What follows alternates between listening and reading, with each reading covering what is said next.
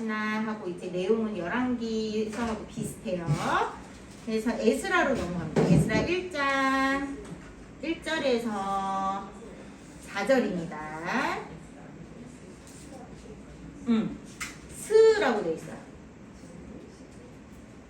왕데스에서 스예요. 에스라 1장 1절에서 4절.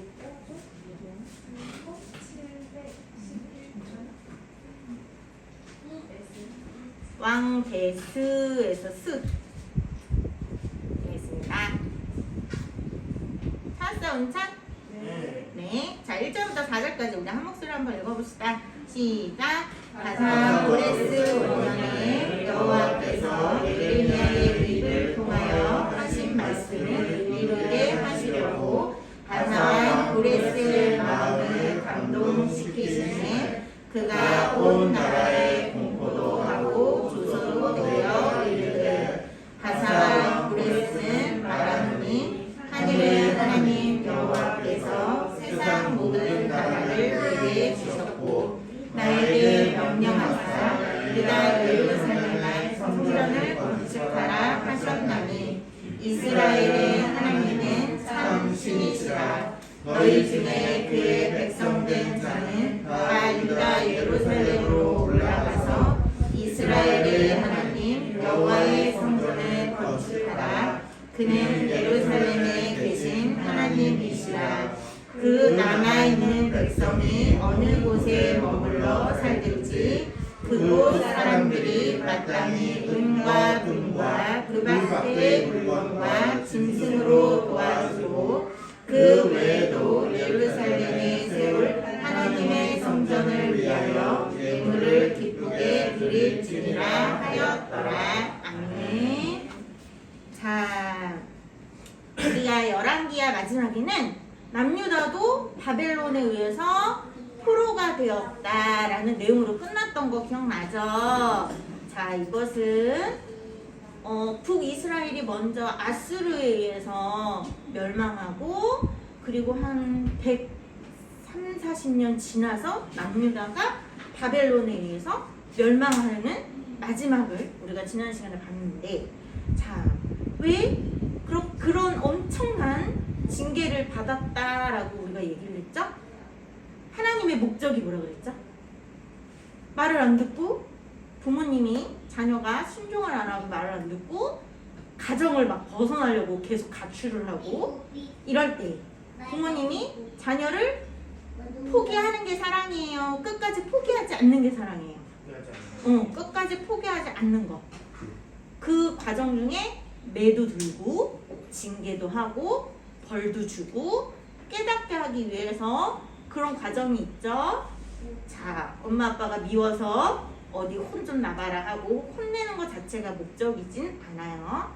하나님도 마찬가지로 이스라엘이 망하는 게 목적이 아니라 그 징계의 과정을 통해 진짜 하나님 사랑을 알게 하시고 하나님의 그 울타리 안에서 안전하게 지키시고 평안케 하시기 위한 것, 그것이 목적이다라고 했죠. 이스라엘 백성들이 특히 여기에 이제 에스라에 나오는 남유다가 바벨론에 의해서 70년이 이제 70년의 포로 생활이 거의 마무리될 즈음 하나님이 돌아오게 하셨어요. 자, 그 돌아오게 하실 때의 배경이, 자, 1절을 보면 바사와 고레스라고 나옵니다. 자, 이 바사는 페르시아를 얘기해요. 우리 페르시아는 많이 들어봤죠? 그죠? 근데 남유다가 바벨론에 의해서 멸망이 됐는데 역사적으로 이 바벨론의 제국이 다시 페르시아 제국에 의해서 망하게 되는 일이 있습니다. 70년 동안 유다 백성이 바벨론에 70년의 포로 생활을 겪는 동안 바벨론이라는 제국이 망하고 페르시아라는 제국이 들어서면서 이 바사는 페르시아 왕 고레스라는 왕이 어느 날 하나님께서 엄청난 얘기를 하시죠. 여호와께서 1절에 보면 예레미야를 통해서 이미 우리가 지난 시간에 잠깐 살펴봤어요. 예레미야는 이스라엘 백성이 바벨론에 의해서 포로가 되기 전에 너희가 이렇게 될 거야. 하나님이 너희를 사랑하심으로 징계하시는 도구가 바벨론에 의해서 70년의 포로 생활을 하게 될 거야 라고 예레미야는 이미 하나님의 말씀을 전했었죠. 자, 그 말씀대로 하나님이 이루시려고 바사왕 고레스의 마음을 감동시키셨대요. 자, 70년이 차갈 때. 그런데 그 바사왕 고레스가 그래서 온 나라에 엄청난 공식적으로 엄청나게 막 공포도 하고 서류도 내리고 조서도 내리고 도장도 쾅쾅 찍고 그렇게 한 다음에 바사왕 고레스의 고백을 자 3절 하나님은 참 신이시다라고 고백을 합니다. 자 이게 어떻게 가능했다고요? 하나님이 그 마음을 감동시키심에라고 했어요. 자 여러분 바벨론이 멸망하고 페르시아 제국이 들어서고 세계의 많은 역사들은 뭐 이렇게 망하기도 하고 다시 막 이렇게 제국이 세워지기도 하고 그런 많은 역사 속에 하나님이 주관하셔서 하나님의 목적은 뭐냐면 하나님의 말씀을 이루시는 게 목적이에요. 그 모든 각 나라의 흥망성쇠를 주관하시는 분도 역시 하나님이시다라는 거예요. 그 나라들이 어떤 과정을 겪든 하나님은 하나님의 목적대로 하나님이 사랑하는 하나님이 오직 포커스를 맞추고 있는 하나님의 자녀들을 향해서 말씀하신 것대로 하나님의 일을 이루신다라는 거예요. 자, 그 도구로 바사왕 고레스를 사용하신 것 뿐이에요. 그래서 바사왕 고레스의 마음을 감동시키사 그의 입술로 하나님이 참 신이심을 고백하게 하시고 2절에 보면 하늘의 하나님 여호와께서 세상 모든 나라를 내게 주셨다라는 엄청난 고백도 하게 됩니다. 자, 하나님이 고레스에게 세상 모든 나라, 당시 페르시아는 제국이었어요. 땅이 엄청 넓었어요. 그 영향력 아래 뭐 유럽, 지금 우리가 알고 있는 그 유럽이나 뭐 중동이나 그 많은 땅들이 다 페르시아 제국이었어요. 자, 그 모든 땅들을 모든 나라를 고레스 왕에게 주신 것도 하나님이시고 주신 목적도 하나님의 말씀을 이루기 위함이었다라는 거예요. 그래서 하나님은 그 마음을 감동시키셨다라는 거죠. 자, 그래서 고레스가 결국 너희 유다 모든 사람들은 이스라엘로 돌아가라. 이스라엘 예루살렘으로 돌아가서 3절 보십시오. 하나님 여호와의 성전을 건축하라 라고 명령을 내립니다. 그는 진짜 예루살렘에 계신 하나님이시라 라고 얘기하세요. 자, 그랬더니 뿐만 아니라 여러분 이스라엘 백성들이 원래는 포로가 되었다가 돌아갈 때는 어때요? 돈이 없죠. 노예 생활처럼 지냈을 거예요. 아마 가난하게. 그래서 돌아갈 때는 아무것도 없어요. 그럴 때 4절에 보면 어느 곳에 살든지 마땅히 은과 금과 그 밖의 물건과 짐승으로 도와주고 페르시아 제국 사람들이 다 도와주래요. 그래서 예루살렘으로 가서 하나님의 성전을 위한 예물을 기쁘게 드려라까지 명령을 합니다. 자, 그런데 이것만 왕이 명령을 내렸어요. 여러분 생각해 보세요. 여러분이 아직 70이 안 됐죠. 어느 날 이 페르시아 처음엔 바벨론이었지만 페르시아라는 곳에서 여러분이 태어났을 수도 있어요. 여러분이 이제 유다 자녀들인데 나는 태어나기를 페르시아에서 태어났는데 어느 날 갑자기 예루살렘으로 돌아가래요. 나는 예루살렘 현지말은 잘 모르고 페르시아 말은 되게 잘하는데 어느 날 갑자기 왕이 너희 돌아가 그랬어요. 자, 돌아가는 게 쉽나요? 어렵나요? 원래 이스라엘에서 살다가 페르시아로 갔던 분들은 우와 진짜 우리 고향으로 돌아간다 하고 되게 좋아했을 거예요. 그런데 페르시아에서 태어난 유다의 자녀들은 예루살렘이 어디야? 예루살렘 거기 날씨는 어떻지? 문화가 어떻지? 돌아가는 게 쉽지 않았을 거예요. 자, 그런데 이 엄청난 일에 있어서 하나님은 어떻게 역사하셨냐? 고레스 왕에게만 그 마음을 감동시키시는 것이 아니라 5절을 우리 잠깐 한번 같이 읽어보겠습니다. 자, 다 같이 이에 유다와 베냐민 족장들과 제사장들과 레위 사람들과 그 마음이 하나님께 감동을 받고 올라가서 예루살렘의 하나님 여호와의 성전을 건축하고자 하는 자가 다 일어나니. 아멘. 이렇게 하나님은 하나님의 말씀을 이루시기 위해, 성취하시기 위해서 고레스 왕의 마음만 감동시키는 것이 아니라 정말로 성전을 세워야 되는 주체, 주인공, 하나님의 자녀들에게도 동일하게 하나님의 마음을 부으셔서 하나님의 비전을 부으셔서 그들의 이스라엘 백성들의 모든 사람들의 마음도 감동을 받도록 감동시키셨다라는 거예요. 하나님의 특별한 일에는 그래서 하나님의 특별한 일에는 불협화음이 있을까요? 없을까요? 네, 없어요. 하나님의 특별한 놀라운 약속을 이루는 일에는 모든 사람들에게 하나님의 마음을 감동시키사 한 마음 한뜻 되어 이루어 나아가신다라는 것이 오늘 이 본문 속에 있어요. 자, 여러분, 우리가 그래서 교회 공동체가 어떤 특별한 일을 이루어 나아갈 때 우리가 무엇을 위해 기도해야 될까요? 다들 우리는 생각이 달라요. 그쵸? 의견도 달라요. 배경도 달라서, 생각이 자라는 배경도 달라서 의견이 다를 수밖에 없어요. 그러나 교회 공동체 속에 하나님이 이루시는 그 비전을 이루기 위해서 하나님이 뜻하신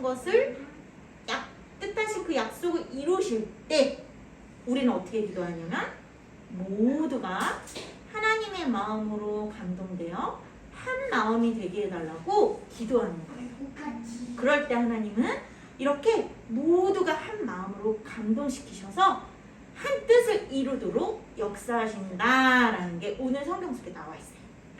자, 그런데 왜 성전으로 다시 예루살렘으로 돌아가서 성전을 건축하라 하셨을까요?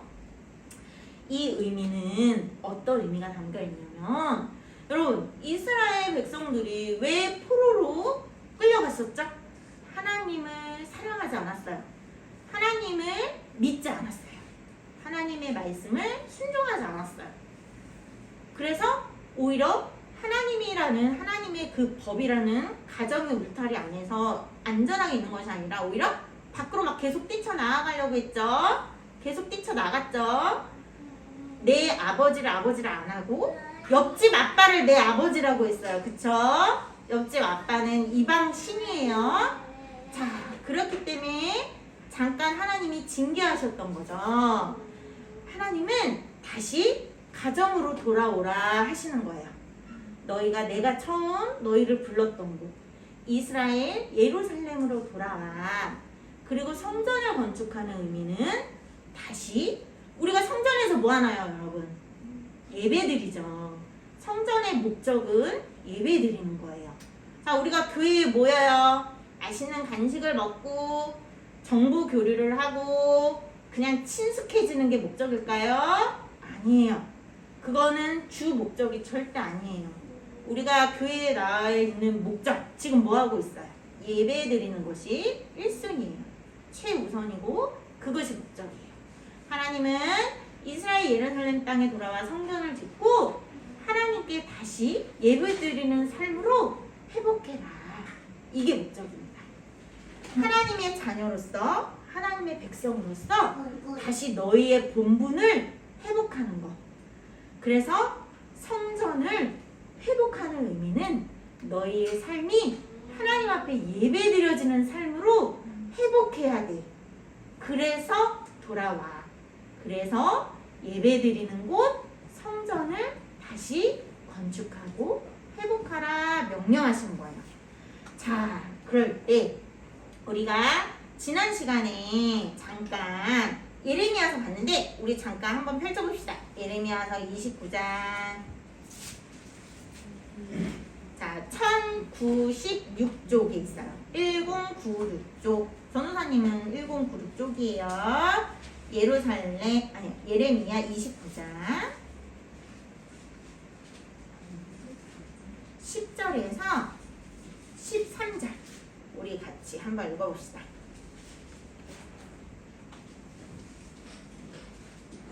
(1096쪽) 찾았어요? 네, 10절에서 13절 한 목소리로 한번 읽어봅시다. 시작! 여호와께서 이와 같이 말씀하시니라. 바벨론에서 70년이 차며 내가 너희를 돌보고 나의 선한 말을 너희에게 성취하여 너희를 이곳으로 돌아오게 하리라. 여호와의 말씀이니라. 너희를 향한 나의 생각을 내가 아니 평안이요 재앙이 아니니라. 너희에게 미래와 희망을 주는 것이니라. 너희가 내게 부르짖으며 내게 와서 기도하면 내가 너희들의 기도를 들을 것이요 너희가 온 마음으로 나를 구하면 나를 찾을 것이요 나를 만나리라. 아멘. 여러분, 성전을 다시 세우고 예배 드릴 때 뭐 하래요? 하나님께 우리가 기도드리죠. 하나님을 찬양하고 하나님께 예배하죠. 그럴 때 하나님이 뭐 해주신대요? 그렇게 온 마음으로 하나님을 구하며 예배드릴 때 하나님이 만나주신대요. 이 엄청난 약속이 보장된 것이 바로 예배예요. 우리가 드리고 있는 이 예배의 시간이 하나님이 만나주시는 시간이에요. 그래요, 여러분. 그래서 우리가 예배 시간에 장난치지 마세요. 예배에 우리가 늦지 말자. 그리고 예배에 졸지 말자 하는 이유가 뭐예요? 예배의 시간에 하나님이 만나주시는 시간이기 때문에 마음을 다해서 핸드폰을 보는 것이 아니라 핸드폰도 내려놓고 마음을 다해 하나님이 만나주시는 이 시간에 집중하자라는 거예요. 여러분, 하나님을 만나면 어떻게 될까요? 하나님을 만나면 우리의 삶에 인상가 어서와 아이고 착해라. 하나님을 만나면 우리의 삶에 하나님이 함께 하신다고 생각해 보세요. 엄청 든든하지 않아요, 벌써? 내 안에 있는 두려움이나 무서움이나 내 안에 있는 떨림이나 되게 내 안에 있는 마음에 알 수 없는 그 불편함이나 그 모든 것들이 이렇게 깨끗이 뻥 하고 없어져요. 평안해져요. 하나님이 너희를 위한 것은 평안이라고 그랬잖아요. 진짜 평안을 누리고 진짜 기쁨을 누리고 안정감을 느껴요. 자, 그것이 하나님이 함께 하실 때 누릴 수 있는 거예요. 자, 여러분, 하나님은 우리를 하나님의 자녀로서 예배를 회복하기 원하세요. 진짜 예배가 하나님 앞에 기쁨으로 진정으로 드려져서 하나님과 함께 하시는 것을 우리가 알기 원하세요. 자, 여러분, 우리가 예배를 잘 못 드린다고 예배 시간에 준다고 하나님이 함께 안 하실까요? 아니에요. 그게 사랑이에요. 그게 놀라운 은혜인데 우리가 사실 무슨 짓을 해도 하나님은 함께 하시긴 합니다. 그러나 내 안에 정말로 우리가 하나님을 찾고 구할 때 하나님이 우리와 함께 하심을 알기를 원하세요. 깨닫기를 원하세요. 자, 그래서 우리는 진짜 우리의 삶에 있어서 우리의 삶의 중심이 예배가 되어야 합니다. 우리의 인생의 시작도 그래서 예배가 먼저 되어야 되고요. 우리의 인생의 끝 마무리도 예배가 되어야 돼요. 지금은 부모님에 의해서 아침에 억지로 일어나서 교회 오는 친구도 있어요. 그죠? 그런데 나중에 이제 여러분이 어른이 되어서는 부모님이 가라, 뭐 해라 계속 잔소리를 들을 수는 없죠. 여러분 스스로 어떻게 해야 될까요? 예배를 최우선으로 여기고 하나님 앞에 나와 예배를 드리는 삶을 살기를 간절히 바라겠습니다. 자, 그럴 때 하나님이 진짜 주시는 평안과 하나님이 주시는 그 울타리 안에서 건강하게 자라는 우리 친구들 되길 바래요. 자, 잠깐 기도할게요. 하나님 감사드립니다.